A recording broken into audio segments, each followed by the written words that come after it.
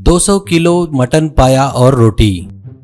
चंदानगर गांव में एक बूढ़ा अपने बच्चे के साथ में रहता था। वो बूढ़ा गांव में एक ठेले पर मटन पाया रोटी बनाकर बेचता था। वो इतना मस्त बनाता था कि आजू बाजू के गांव वाले भी उसके पास आते खाने के लिए। वो बहुत ही फेमस हो गया था। वो रोज कम से कम 200 किलो मटन पाया बनाकर बेचता था।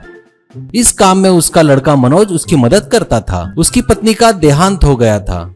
मनोज का काम अच्छा था क्योंकि उसकी दूरदृष्टि, सावधानी, उसके काम करने का ढंग अलग था। मनोज की नजर में दुनिया में कोई भी सामान अनुपयोगी वेस्ट नहीं था। वो माचिस का खाली बक्सा, साबुन का खाली बॉक्स, कागज, धागा इत्यादि सभी घर में जमा करके रखता था। घर पूरी तरह से भरा पड़ा था। वो थोड़ा डरपोक टाइप का था। जैसे ग्राहकों से पैसे 4-5 बार गिन कर लेता था। डब्बे में बराबर पैसे डाले कि नहीं वो बार बार देखता था।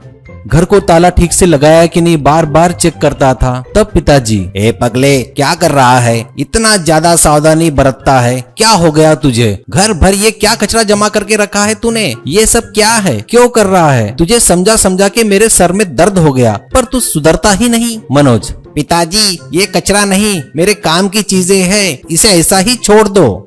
कुछ समय बाद पिताजी की मृत्यु हो गई। उसके बाद मनोज की शादी एक चांदनी नाम की लड़की से होती है। चांदनी घर को साफ सुथरा रखती थी। हर वस्तु ढंग से रखना उसे पसंद था। वो घर में अनुपयोगी चीजें सामान देखकर परेशान हो गई और एक दिन मनोज से पूछती है, चांदनी, अरे सुनते हो, ये वेस्ट कचरा आपके काम कभी नहीं आएगा। फालतू में घर में रखा है, इसे बाहर क्यों नहीं फेंक देते आप? मनोज, अरे पगली, इस दुनिया में कोई भी चीज अनुपयोगी नहीं है। कभी भी हमें उसकी जरूरत पड़ सकती है और ये सब वेस्ट नहीं है। जैसी हम कुछ चीजें खरीदते हैं, माचिस खरीदेंगे, खाली हो गई तो फेंक देंगे क्या? ऐसी जो भी सामान खरीदते हैं ना, सभी काम की चीजें हैं। वो ये सब बातें समझ गई क्योंकि चांदनी समझदार लड़की थी। एक दिन वो अपने भाई को फोन लगाकर ये सब बात बताती है। ये सुन अगले ही दिन उसका भाई आता है। वो आकर पहले जीजाजी से मिलता है और वहां से सीधा घर आता है। घर आकर अपनी बहन से कहता है, मैं एक उपाय बताऊंगा, ठीक है? ये सब वो अपनी बहन को बताता है। उस दिन रात में विकास, चांदनी का भाई, बाहर सोता है। आधी रात में घर में कुछ आवाजें आती है। ये सुन मनोज और उसकी पत्नी भी उठ जाते हैं और दोनों कमरे से बाहर नींद की हालत में ही आते हैं। उनको एक आदमी दिखाई देता है। वो आदमी अपना चेहरा पूरी तरह से ढककर रखता है और वहाँ कचरे में से एक चाकू निकालकर उन्हें डराता है। थोड़ी भी गड़बड़ की तो यही खत्म कर दूंगा, चुपचाप या बैठ जाओ, ऐसा कहता है। वो लोग डरते हैं और बैठ जाते हैं। फिर एक रस्सी से उन दोनों को बांध देता है और कहता है, चिल्लाने की कोशिश मत करना वरना जान से मार दूंगा।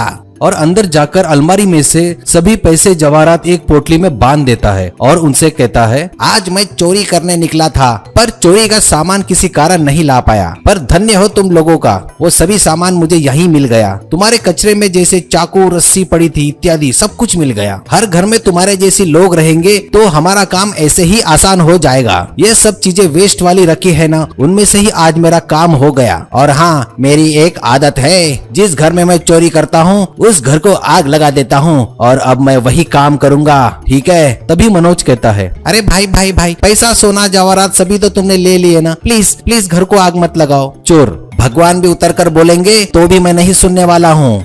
घर में जितना भी कचरा था उन सब में वो आग लगा देता है और वहाँ से निकल जाता है। मनोज, बचाओ बचाओ, हमें कोई बचाओ, ऐसा करके चिल्लाता है। बाहर आकर विकास अपना मुखौटा हटाकर कपड़े बदलकर अंदर आता है और उन्हें खोलकर आग बुझाने में मदद करता है। आग बुझाने के बाद विकास, जीजाजी, तुम्हारे चिल्लाने से मैं उठ गया। मुझे चोर गठरी लेके जाते दिखाई दिया। मैंने उसे पकड़ने की कोशिश की पर वो मेरे हाथ में नहीं आया। ये गठरी आ गई है और वो भाग गया। चांदनी, सबका कारण आप ही हो जी। ये सब कचरा, अनुपयोगी सामान घर में भर कर रखते हो, कभी भी काम आएगा ऐसा बोलते हो, और वो सब उस चोर के काम में आ गया। अगर मेरा भाई नहीं आता तो अभी तक हम लोग जलकर मर गए होते। ये सुनकर विकास, जीजाजी, जो हुआ सो हुआ, आप अति चिंता करते हो। इस विषय में एक काम कीजिए, ये फालतू कचरा घर में रखना बंद कीजिए, ठीक है? अति सावधानी, चिंता करना छोड़ दीजिए। ये सुनकर मनोज, अरे रात में दरवाजा अंदर से कुंडी लगाया था मैंने, फिर वो चोर अंदर कैसे आया? चांदनी, पिछली दिवाली पर जो फुलझड़ी जलाए थे वो तार तुमने खिड़की पर रखे थे ना, शायद उसके सहारे वो घर के अंदर आ गया हो। खिड़की खोलकर वहाँ देखो, तार में आग लगी है ना, वही देखो। उस दिन से मनोज सुधर गया। अब वो बढ़िया मटन पाया रोटी बनाकर बेचने लगा। अपना ध्यान अपने धंधे में लगाया और फालतू का सोचना बंद कर दिया।